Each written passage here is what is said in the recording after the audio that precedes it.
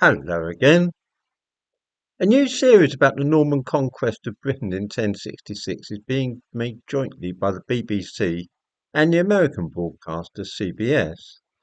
Needless to say, a few black actors will be featuring as Anglo-Saxons in the case of so-called colour-blind casting, although in fact it is anything but. The producers know that if they want to be in the running for any awards, or if they want certain channels to take up the series, it had better have black actors in important roles. That's just the way the world is these days. I'll give a link in the description to this video to details of this new series called King and Conqueror. We are used to this game, of course, and it's so noticeable that it sometimes obscures another popular gambit, which is emphasizing women in historical dramas and making them more important than was actually the case.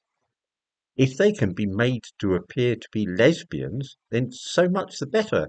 You are killing two birds with one stone, and you're keeping Stonewall happy as well. That's why in the film Ammonite a few years ago, starring Kate Winslet, English fossil hunter Mary Anning, a real person in the 19th century and a pioneer in fossil hunting, was portrayed as a lesbian. No evidence at all that she was. It ticks two boxes at once. Then, too, it's becoming quite a thing in historical films to replace an important male character with a woman, just to give women a little more prominence. James Glaisher was a member of the British Association for the Advancement of Science in 19th century Britain, which had for years been trying to arrange for a high-altitude balloon flight to gather data about the upper atmosphere. In 1861, Henry Coxwell, a famous balloonist, offered to build a balloon which would be big enough for the task, only on condition that the British Association for the Advancement of Science would then hire it for their research at £50 a flight.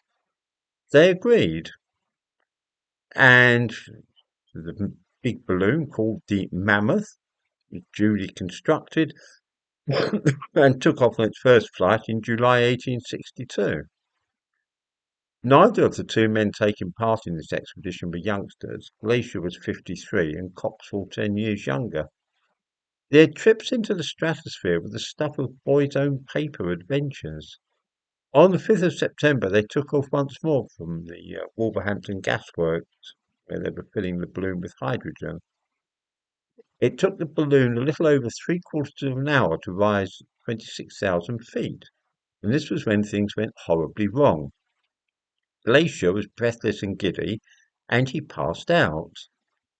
When he half recovered, he couldn't see his friend Henry Coxwell anywhere, and then discovered that Coxwell had climbed out of the basket and was now struggling with the metal hoop which connected the balloon with the basket. To release gas from the balloon and so descend, it was necessary to pull a cord which operated a valve. In their rapid ascent, the cord had become tangled and couldn't be operated from the basket.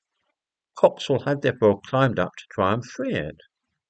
It was no easy task, and it became so cold up there that his hands froze to the metal of the hook. He managed to grasp the cord in his teeth in the end, and finally got the valve open. Gas was released, and the balloon stopped rising and began to head back to the ground. Both men passed out, and finally, when Glaisher came to, he found that Coxwell was lying on the floor of the basket, groaning. He'd lost the use of his hands. Coxwell's hands actually turned black from the effect of oxygen deprivation and frostbite, but luckily no permanent damage had been done. After rubbing brandy on his companion's hands and wrists, James Glaisher continued with his record keeping.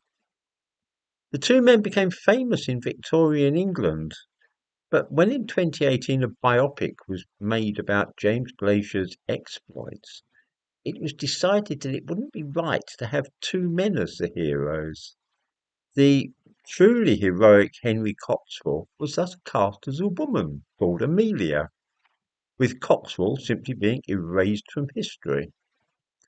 Nobody watching this film, which was called The Aeronauts, released in 2019, would have had any idea about this substitution. It may well have been more inspiring for girls to watch, But just like the black Anglo-Saxons, it makes a nonsense of history and becomes no more than crude propaganda to push a certain ideology, in this case feminism. I give a link to the Wikipedia page for the film The Aeronauts in the description to this video. History is actually being rewritten as we watch these days, and it's an extraordinary process to observe.